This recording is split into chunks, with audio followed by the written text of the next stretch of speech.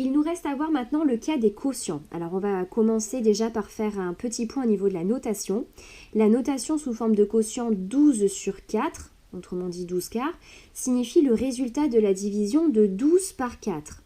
De même, le quotient 5 plus 13 sur 3 plus 6, il signifie le résultat de la division du résultat de 5 plus 13 par le résultat de 3 plus 6.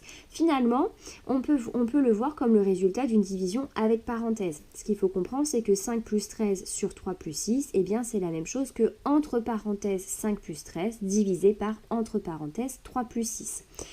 Du coup, pour calculer un quotient, ce qu'il faut faire, c'est commencer par calculer séparément les parties hautes et les parties basses du quotient.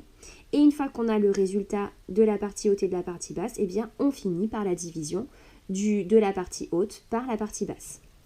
Donc justement pour calculer ce 5 plus 13 sur 3 plus 6, eh bien on commence par calculer la partie haute, 5 plus 13, 18, la partie basse 3 plus 6, 9, et on finit par le quotient des deux, 18 neuvième, 18 divisé par 9 égale 2.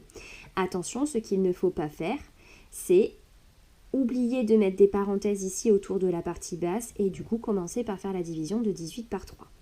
Alors, on met ceci en application avec l'exercice 16, une histoire de calcul 5, toujours pareil, exercice purement technique. Alors, l'expression n, c'est le quotient du résultat de 4 plus 6 par 5. On commence par s'occuper de la partie haute. Je vais donc ici m'attaquer à l'addition de 4. On va faire 4 plus 6, qui fait 10. La partie basse, c'est 5. Et il me reste à faire 10 sur 5, c'est-à-dire 10 divisé par 5, qui fait 2. Ensuite, on poursuit. Ici, on fait le quotient de 11 plus 7 par 103 moins 3. On commence par s'occuper de la partie haute et de la partie basse indépendamment. Hop, la partie haute, 11 plus 7, 18. Et la partie basse, 13 moins 3 qui fait 100. Et maintenant, j'ai plus qu'à effectuer le quotient de la partie haute par la partie basse, 18 sur 100, 18 centièmes qui fait 0,18. Ensuite, quotient suivant. Alors là, celui-là, il est plus compliqué. On a 3 fois entre parenthèses 9 plus 6 divisé par 16 moins entre parenthèses 18 plus 4 divisé par 2. Bon, on s'occupe toujours de la partie haute et de la partie basse séparément. Dans la partie haute, cette fois-ci, dans la partie haute, j'ai une multiplication, une addition et des parenthèses. On sait que ce sont les parenthèses qui sont prioritaires. Donc sur la partie haute, eh bien déjà, ça va me donner 3 fois et je vais calculer 9 plus 6 qui fait 15. Sur la partie haute, déjà, on a ça.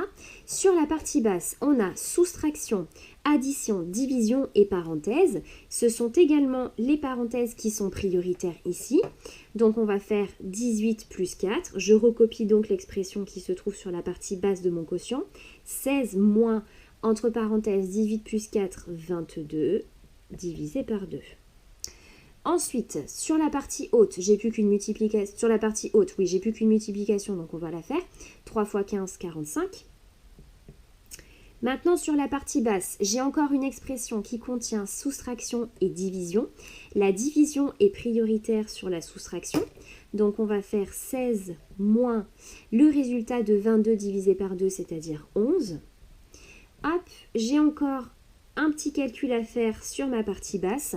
16 moins 11 qui fait 5. Et maintenant que j'ai le résultat de ma partie haute et de ma partie basse, j'ai plus qu'à faire le quotient de 45 par 5, c'est-à-dire 9. Et on va vérifier ces résultats avec la calculatrice. Alors, deux façons de procéder, si tu veux vérifier par exemple ce quotient-là. Alors, erreur à ne pas commettre, c'est d'écrire 11 plus 7 divisé par 103 moins 3 sans parenthèse. Ça, c'est la première erreur. Si tu veux utiliser le symbole diviser, il faut que tu commences donc par mettre des parenthèses. 11 plus 7 entre parenthèses divisé par entre parenthèses 103 moins 3. Et on referme la parenthèse. Et on retrouve le 0,18 trouvé ici. Tu peux faire la même chose pour celui-ci. Donc, partie haute, on met des parenthèses sur la partie haute. 3 fois, et on remet les parenthèses ici, 9 plus 6, double parenthèse, on divise par parenthèse partie basse, 16 moins entre parenthèses 18 plus 4, on ferme la parenthèse divisé par 2 et on referme la parenthèse de la partie basse. Et on retrouve 9 ici. On peut faire de même pour le premier, après tout, hein, entre parenthèses 4 plus 6 divisé par 5. Donc ça, c'est la version en utilisant le symbole divisé de la calculatrice. Tu peux aussi te servir du trait de fraction ici, puisque ton quotient, on peut l'écrire sous forme d'une fraction. Et donc, dans ces cas-là, tu peux écrire directement 11 plus 7 sur la partie haute de ton quotient. Tu descends pour écrire la partie basse, 103 moins 3. Donc tu vois, j'ai juste utilisé ici le petit symbole n sur d. Numérateur sur dénominateur. Hop, et si tu fais entrer, donc elle t'affiche 18 sur 100. Et si tu veux la valeur décimale, eh bien tu as juste à appuyer, tu vois, vers seconde n sur d. Tu as f, d, f pour fraction et d comme décimale. Hop, tu fais seconde n sur d et elle t'affiche 0,18. Tu peux aussi vérifier celui-ci qui est un peu plus complexe, donc toujours en utilisant le trait de fraction. La partie haute, tu recopies 3 fois entre parenthèses 9 plus 6. Pour la partie basse du quotient, 16 moins entre parenthèses 18 plus 4, on ferme la parenthèse, divisé par 2. Hop, 45 sur 5, donc exactement ce qu'on a trouvé.